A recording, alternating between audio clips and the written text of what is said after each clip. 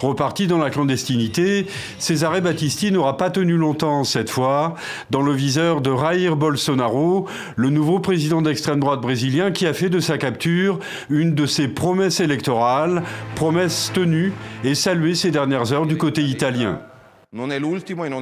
Ce n'est ni le dernier ni le seul. Il y en a des dizaines d'autres, des assassins en liberté dans toute l'Europe, dans le monde entier.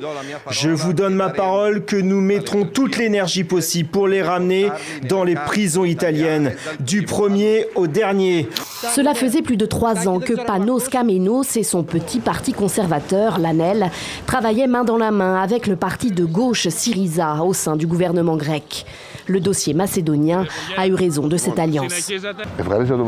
J'ai remercié le Premier ministre pour notre coopération et je lui ai expliqué qu'à cause de cette question nationale, nous ne pouvions continuer.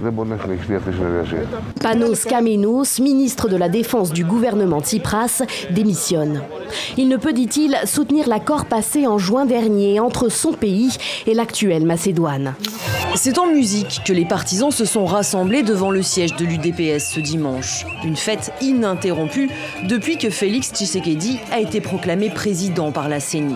Le parti de Joseph Kabila, lui, garde la majorité au Parlement, ce qui ne semble pas gêner les partisans de la base. Nous, l'UDPS, la base de l'UDPS, nous serons là pour contrôler tous les gens qui seront nommés dans le gouvernement. Il est arrivé avec un peu de retard à Carabelada, à 40 km de Caracas, la capitale du Venezuela. Juan Guaidó, le président de l'Assemblée nationale, devait y tenir une réunion publique. En retard et le visage grave parce que quelques minutes avant ces images, il a été arrêté par les services de renseignement vénézuéliens. Intercepté dans sa voiture sur l'autoroute par des hommes cagoulés, les marques sur ses poignets illustrent son refus de se faire menotter. Voici les symboles de l'oppression. Mais ici aujourd'hui, il y a les symboles du courage.